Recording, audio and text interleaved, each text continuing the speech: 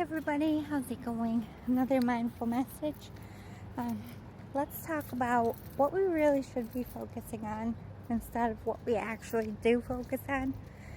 Like, we focus on stuff that is very valuable and important, like being a good parent, being a good coworker, being good in whatever religious affiliation or club or group or sports team. Those things are all basic, but when it comes down to it, we forget at the very fundamental things about being a human and having a human experience. Like,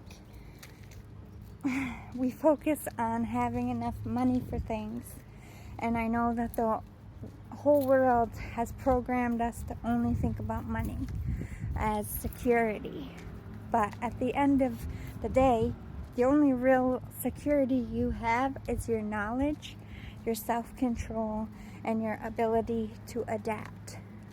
So we should be focusing on things that will make us better human beings, not just for the world, but for whatever comes our way. Like, I focus on putting, oh, hi buddy, it's a little squirrel.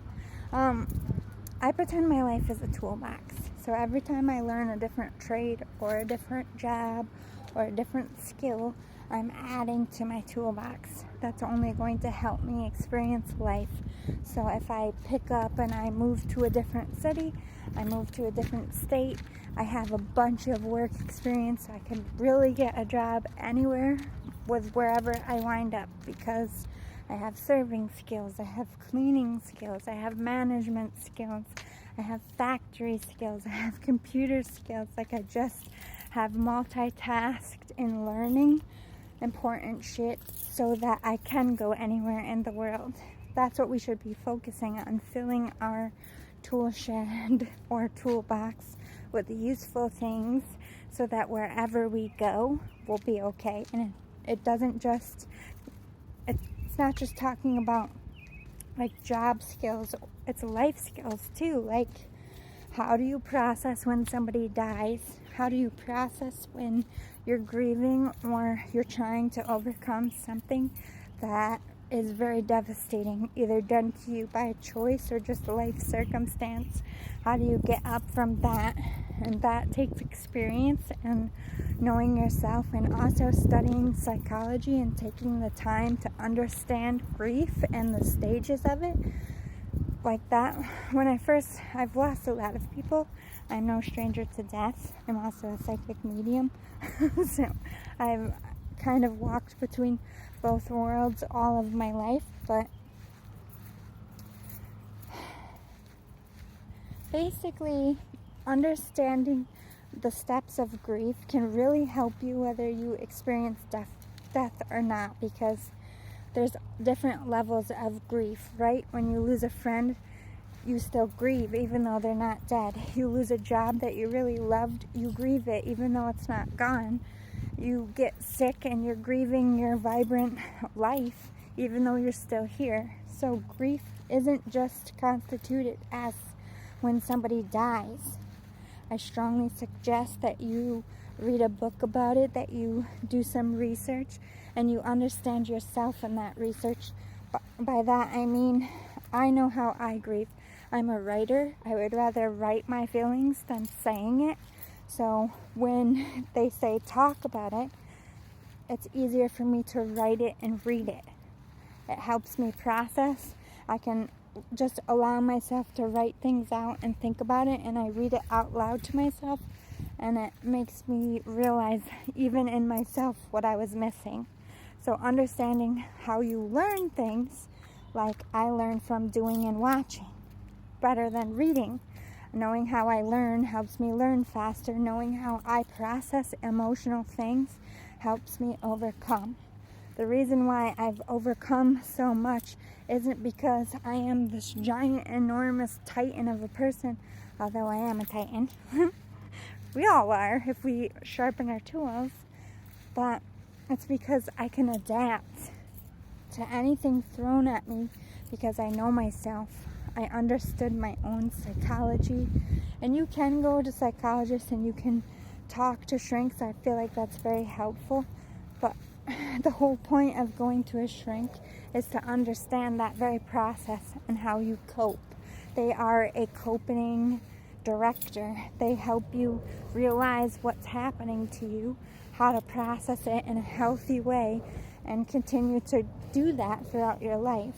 So maybe it's because I did a lot of counseling that I was able, but I was starting to cope even before I started speaking about things, and that came from knowing myself.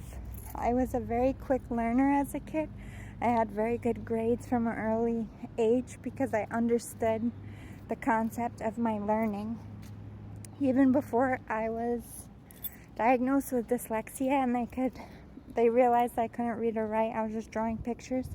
I had a memorization process that helped me memorize full paragraphs so that if I was called on, I could go in my mind and find the spot that they were at and read from there by memory, not because I could read it off a page.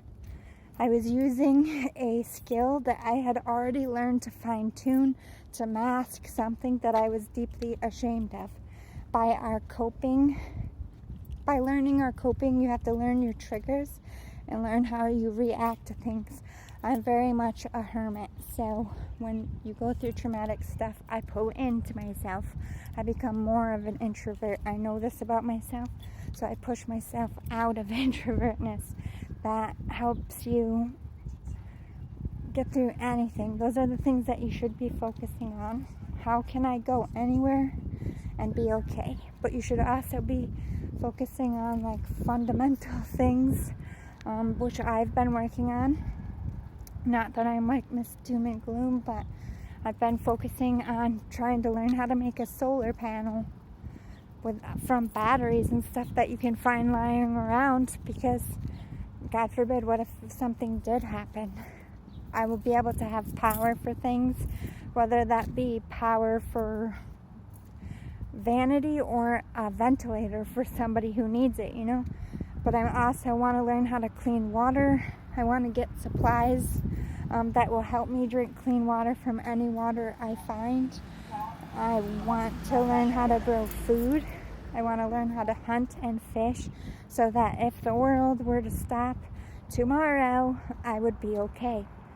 That's what we should be focusing on. When it comes to our relationships, we need to be focusing on like our genuine foundation of that relationship. Do you trust them? Can they trust you? Being a friend to someone isn't just being a friend when things are hard. It's calling them randomly and just being like, hey, are you good? It's asking more about them than we talk about ourselves, putting ourselves in other people's shoes, understanding what they're going through and how they process things, understanding the mentality of other people in our lives, not just our own, makes you more compassionate, makes you smarter as a person, and makes you able to read people better, because you're going to be walking one day. Say you have a really good friend, Sandy, and she's a little neurotic and worrywart. She always gets herself into these tussles, and, you know, maybe she gave herself an ulcer. And you meet somebody and you're like, oh, it's just like my friend there. They're always worrying, and you know what works for her? I mean, you can't guarantee that's going to work for them, but associating people with people you know is a way to process and understand the world around you. We shouldn't really be focusing on buying people things and showing our love in that way. We should be focusing on showing our love in words and actions. I am a firm believer that talk is cheap, but I think we also need specific kinds of talk. We need to know how each other feels, and I think a lot of people show up and clam up and, hold on, want to see the culprits? They follow me. Anyway.